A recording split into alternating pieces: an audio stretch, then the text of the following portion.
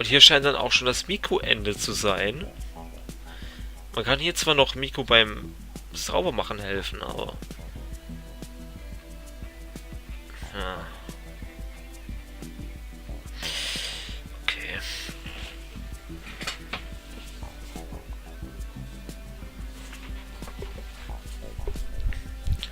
Ach, das Fenster ist schon zu. Warum stehe ich denn wieder auf, Alter? Ich bin schon paranoid, Junge. Jo, im Übrigen, es wurde ja gemeldet... Alter, Musik. Call mal down, ich will gerade was erzählen, ja. Es wird ja gemeldet über einen Atomunfall und man vermutet ja, es liegt an den Russen natürlich, an wen sonst, nicht an diesen französischen Atomreaktor, der mal vor einer Woche circa Probleme gemacht hat. Nein, es sind die Russen. Ganz sicher sind sie das. Und ich habe letztens mal, also ich habe hier einen Geigerzähler, einfach nur weil ich geil bin und ich 180 € für sowas gerne ausgebe. Und ich habe den jetzt jeden Tag immer so angeschaut, habe geguckt, ja, 0,15 Sievert, also Mikro-Sievert, das ist ziemlich im Standard. Und dann habe ich den einmal angemacht und dann war der auf einmal auf 0,19. Gut, ist auch noch im Normalbereich, aber es war höher als sonst.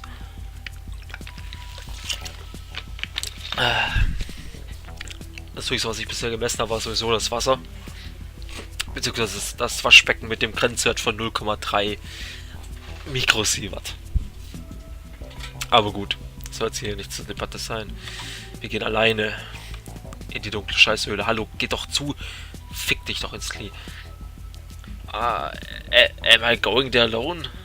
Olga looked thoughtful. Perhaps you're right. Well, we'll go together tomorrow morning. We stood in silence for some time, then dispersed around the camp. Everybody seemingly forgot about Alyssa and her terrorist act, maybe due to minor damage it caused. Scheiß Kohlensäure, Junge. Together with the camp leader, I went towards our cabin. I tried to think of why Shurik would go to the old camp. He's interested in robots and cybernetics, not scary stories and ghosts. What does that boot have to do with it? I remembered how I decided to wait until something extraordinary would happen. And then I realized it. This is it. Olga, I think I'll have a walk before bed. Just not a long one. Okay. When I reached the square, I understood what that hanging around in the forest or some other strange place may not be that scary. But doing so in the dark. I didn't want to return to Olga's cabin, but I had to find a flashlight. For instance, there was one in the infirmary. I was glad I didn't spend the whole time there reading the fashion magazine. The flashlight was found quickly. In a few minutes I was again standing at the square, pulling myself together. I just had to make the final decision before I entered the forest. Moving past the pioneer cabins, down the forest paths towards the abandoned camp. I set forth. Electronic told me that the old building was built immediately after the war. It looked like a kindergarten or like a barracks I expected, and definitely could hold fewer pioneers than today's camp. It had been abandoned for about 20 years. It was now totally dark. The forest looked totally different at night. Mysterious shadows were hiding behind the trees, Alter.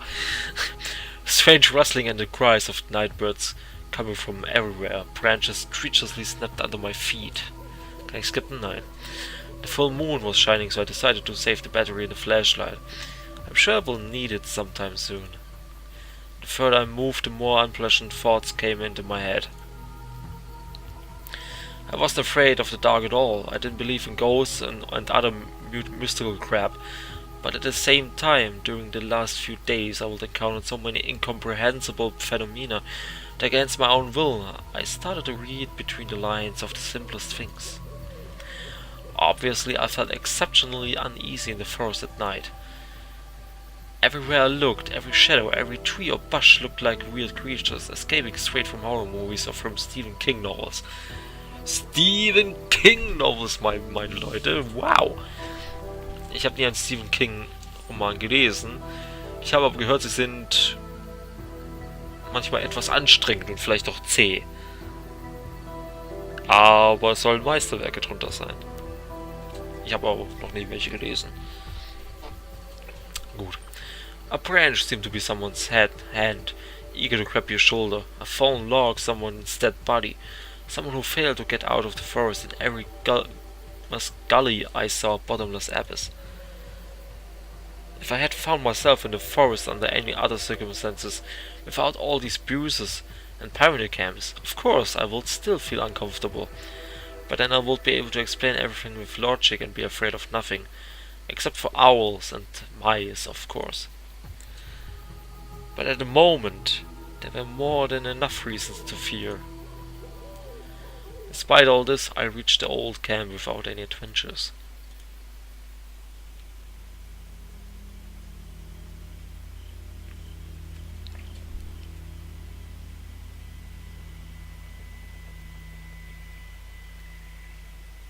Du, das ist fucking gruselig. Scheiße, Alter.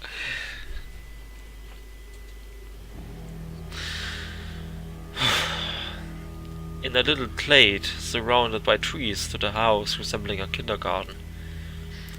Paint peeled off the walls. Almost all the windows were broken. Broken masonry here and there. Holes in the roof that looked like those made by a bombing. Wo denn, Alter? Das ist aber nicht gut gezeichnet. Das ist dem Text nicht entsprechend. In front of the building was a little garden surrounded by a rusty fence. Apparently once it was a playground with a merry-go-round, swing, slides and other Soviet attractions. But time is cruel. All of them were broken and mutilated by corrosion. The grass was so tall that it almost came up to my waist. Chernobyl 2.0. Ah, da ist das fette Loch. The moon looked out from behind the clouds and illuminated the old camp. Finde ich cool, dass sie dafür extra noch ein Bild gezeichnet oder umgefärbt haben. It seemed like everything came back to life. Windows shone with new glass and walls looked like they've been painted with fresh paint. I heard playful oh.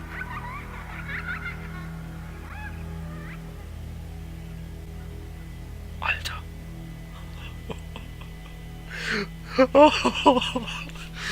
Oh, ist mir gerade eine Gänsehaut durch den Rücken gefahren, Alter. Oh, ich dachte, ja, man soll sich das so vorstellen, aber nein, sie haben ein fucking Sample. God damn it. Ah, scheiße, Alter. Hätte ich jetzt noch eine Bekleidung, wäre es nicht so schlimm, Alter, aber alleine hier. Fuck mich in den Arsch, Alter. Ah, und ich muss jetzt da durch. Ich kann es nicht skippen, weil es ist alles neu. Oh, scheiße, Alter. Ich warte jetzt keine Jumpscares, okay, aber... Ah, shit.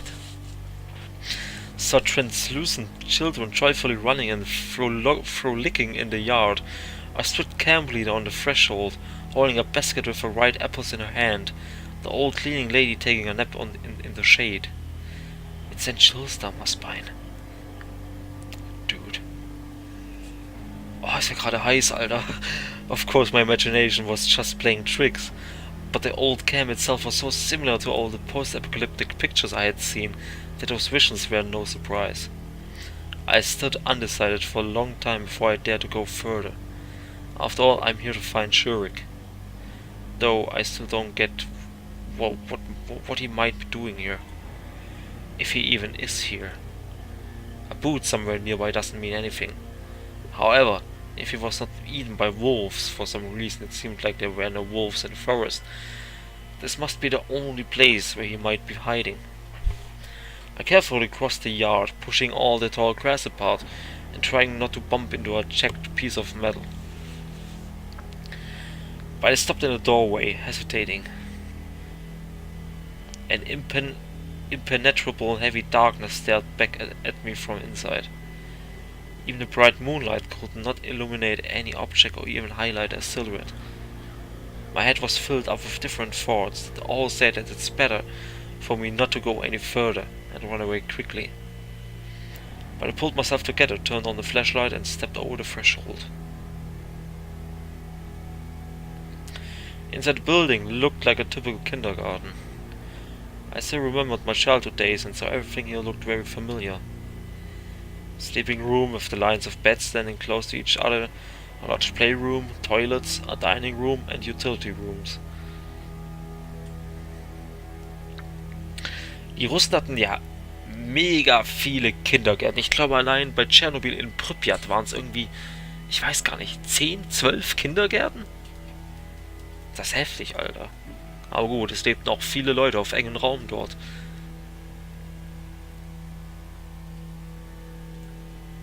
Signs of the past, children's joy were seen everywhere. But from time to time the flashlight drew my attention to a decaying doll, or plastic toy car, or punctured rubber ball, or broken rank of tin soldiers. Bitte nicht zeigen. Alter, bitte, bitte keine Puppen, Junge. There was a book on a table faded with age. I flipped through a few pages. It was a story I had read a long time ago, back in my childhood. Something about the war. Enemies destroyed the kindergarten and all its kids hid in the light basement together with a bunch of adults, while bombs were exploding up on the surface. Was sind das für Kindergeschichten? Junge, Junge. Die Sowjets, Alter. I don't remember the end of the story, but as far as I remember, nobody died. Außer die Deutschen. Looking at the illustrations, all the emotions, fear, sadness, sympathy for the poor children, and a sense of hopelessness which I had experienced while reading this book came over me. It's strange that under exactly these conditions right here and now that I found this book. Probably there is somebody who managed this ongoing story, who writes a scenario for this episode play, who sews costumes for the local pioneers and creates sets like this abandoned camp. To tell the truth, he is very talented. Attention is paid to even the most minor of details.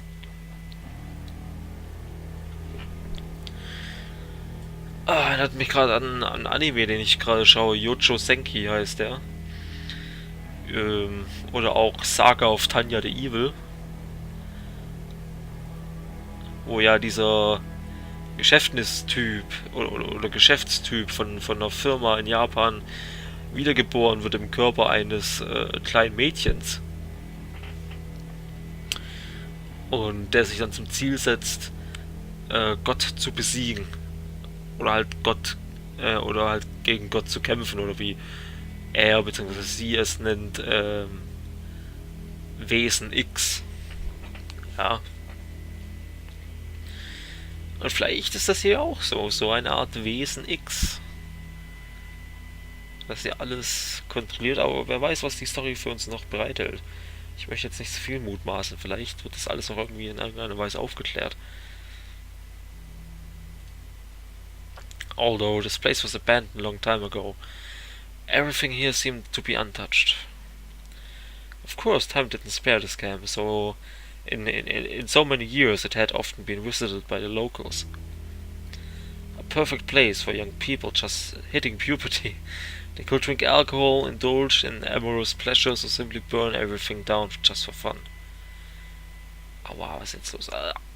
Electronic mentioned this place is full of legends. Legends of ghosts and devils living here. Take for example the story about a camp leader who committed suicide. In my world, nobody would believe that this could stop somebody. But in this reality, anything is possible. Certainly the fear didn't disappear, but I decided that since I will come here, I was going to carry on to the end. The building was small, so it wasn't difficult to search it completely. But I didn't find any sign of Shurik. Maybe I should just call out of him? But on the other hand, maybe that's not such a good idea. Frustrated, I sat on a bench in the lobby inside. Ghosts, where are you?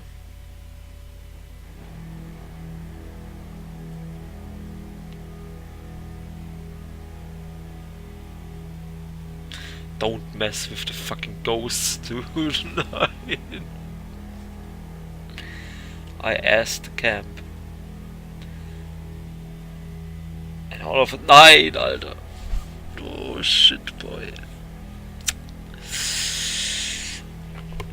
Falls ihr euch wundert, ich glaube an Geister. Ich bin auch der festen Überzeugung, dass ich schon mal in Kontakt mit einem stand. Wir leben hier in einem alten Bauernhaus, ja, also das Haus, das besteht schon seit ein paar Jahrhunderten, in dem ich hier lebe. Es ist ein altes Fachwerkshaus und hier sind mal ab und zu ein paar komische Dinge passiert, die ich mir persönlich nicht erklären kann. Zum Beispiel, dass jemand hier die Treppe hoch und runter geht. Ein Lachen, das ich niemandem zuordnen konnte. Und als ich dann rausgeguckt habe aus meinem Zimmer, war niemand da. Und ich meine, es geht ja... Ich hätte ja mitbekommen, wenn jemand hier im Haus rumgestiefelt wäre und hätte dann rausgeguckt. Der hat das Licht gebrannt oder ich hätte eine Tür gehört. Aber nein, nichts. Einfach nur ein Treppengeräusch. Als ob jemand eine Treppe hochgeht und ein Lachen und ja, das war's. Und ich glaube tatsächlich an Geister. Oder was heißt Geister? Ich glaube an, ja, wie soll man sagen, nennen wir es mal Spirits oder Seelen oder Wesen oder einfach nur Energien, die sich in irgendeiner Art und Weise sichtbar machen können. Oder bemerkbar, in dem Fall. Okay. And all of a sudden, I noticed a strange depression in the corner. Ich will nicht gucken. Achso. A small trapdoor. An adult would barely be able to squeeze through it. And it seemed to me that it had been recently opened as the dust was cleared around it. So here's the part where I needed to be scared. So Shurik went somewhere. What might be lurking beneath the trapdoor? A basement? What will he be doing there? Jesus fucking Christ.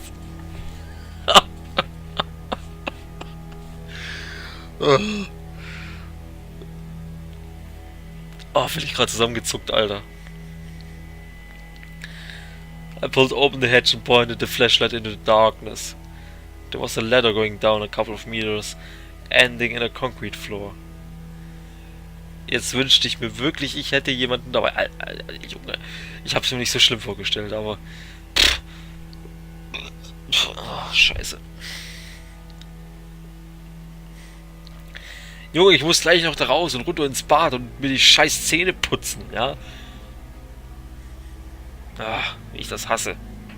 Ich gucke mir einfach gleich ein Video über Yakuza an. Ja, Yakuza. Das ist gerade ein Thema, das mich interessiert. Vermutlich, weil ich Yakuza Zero zocke. Und Leute, ist Yakuza Zero geil, Alter. Jeder, der eine PS4 hat, bestellt euch fucking Yakuza Zero.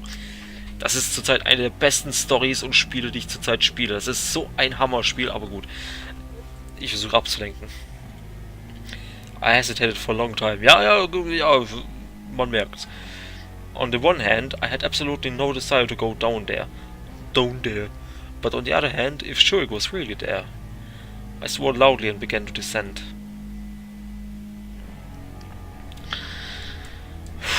Alter, ich schwitze, ich merk's. Downstairs, it was so dark that even the flashlight didn't help much. Die Musik macht's nicht besser, Alter. A low ceiling, wires extending along the walls, broken lamps clad in iron bars. Pff. Junge, Junge, wir sind alleine. Da war wenigstens noch Alyssa. I've all seen it all somewhere. I slowly started to move.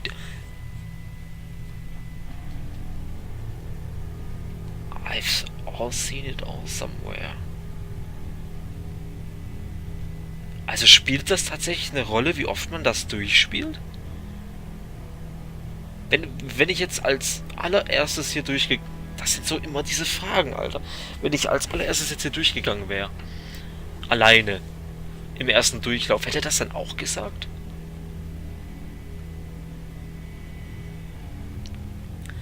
Das ist eine Frage, die mich gerade wieder interessiert. I slowly started to move deeper into the dungeon. The path went down, and after a few dozen meters ended at a stairway with 5 steps. Soon I found myself in front of a massive metal door. There was a sign painted on it. I looked closely and realized that it was a biohazard sign. Es ist immer noch radioaktive Strahlung, beziehungsweise Warnung, Radioaktivität. No wonder. If the old camp was built after the war and it lasted until the 70s, so it's an ordinary bomb shelter and there is nothing to be afraid of. However, those thoughts made me even more scared. I made a decision and opened the door, which immediately shut with a sharp sound as soon as I stepped through the doorway. I shuddered strongly, my hands began to tremble and my vision dimmed. I regained consciousness after a few seconds, and only then did I realize that apparently a strong spring was attached to the door. I found myself in a quite spacious room. In the beam of the flashlight I could see a bunk bed, some cabinets along the walls. Ja, das kennen wir doch schon alles. Können wir skippen? Nee.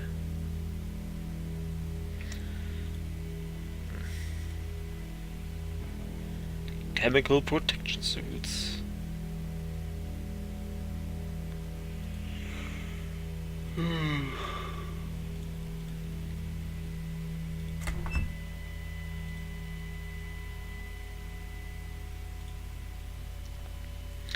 I called out in a whisper, "Shurik!" No reply. Maybe he locked himself up. But why? It was unclear what I should do next. Perhaps it would be smarter to come back tomorrow with help, but for some reason I had a feeling that behind this door... What the fuck? Ich krieg schon Paranoia, Alter. Ich hab grad gedacht, in meinem...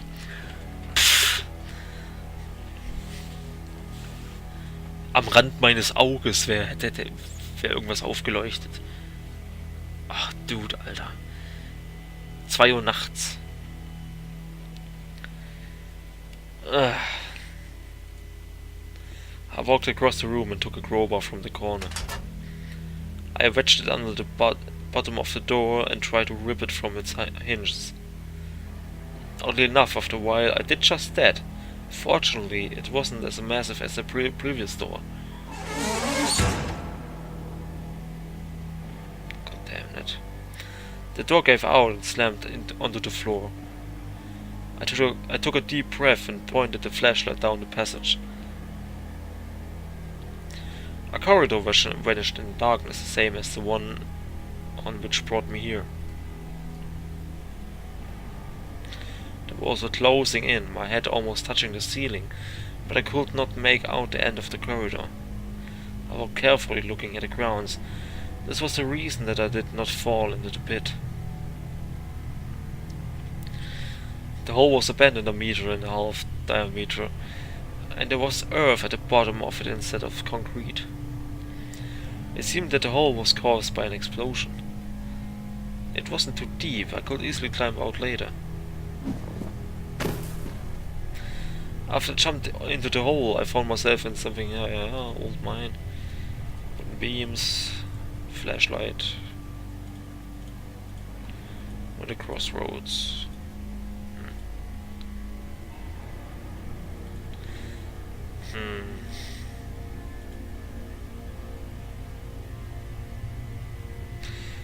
I was exhausted and slowly slid down to the ground, leaning against the mine-stamped walls. Where's the damn Shurik? And how many hours have I been walking around here? My eyes began to close. Just for a minute.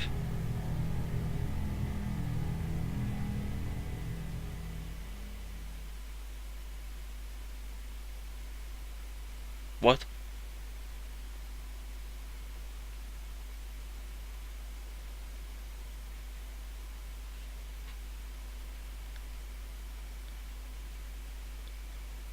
Hä? Aber ich muss doch noch zweimal nach links. Ah, Jesus.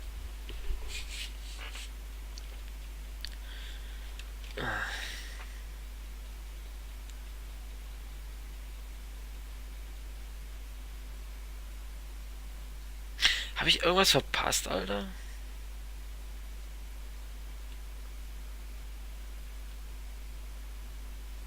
Eigentlich nicht.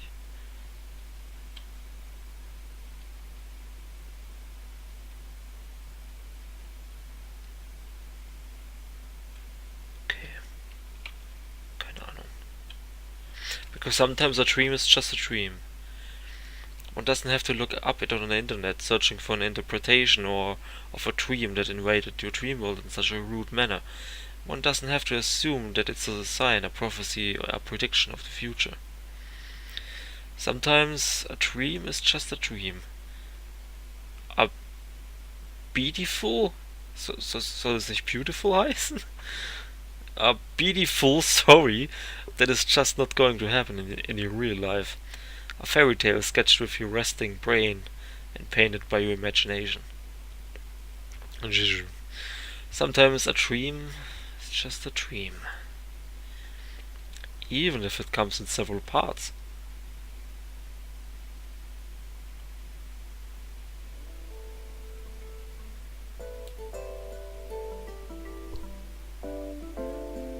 What? What? Haben wir jetzt einen Traum in der Mine, oder? Okay. Damn, I'm so tired of all this. Huh.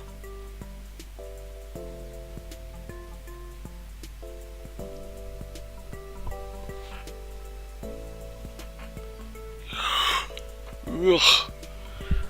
So dann heißt die Mascha. I raised my eyes and saw a girl hanging over me. What exactly are you tired of? Everything. It's not like someone made you do this. Or is it still making you? Well, it's not that simple. Oh, it is indeed quite that simple. Damn, you always... Stop chatting, come on, get to work.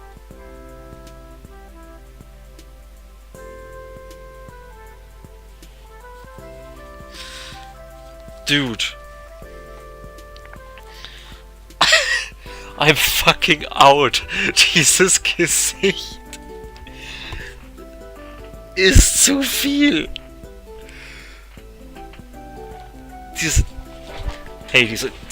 Dieser Sprite-Zeichner, ich mag ihn. Er macht gute Illustrationen, er zeichnet gut. Aber irgendwie, der hat einen Hang dazu, einfach Mädchen mega psycho darzustellen, oder? Uljana hat diesen Psycho-Yandere-Look. Alissa hat diesen komischen, creepy Blick mit den großen Augen.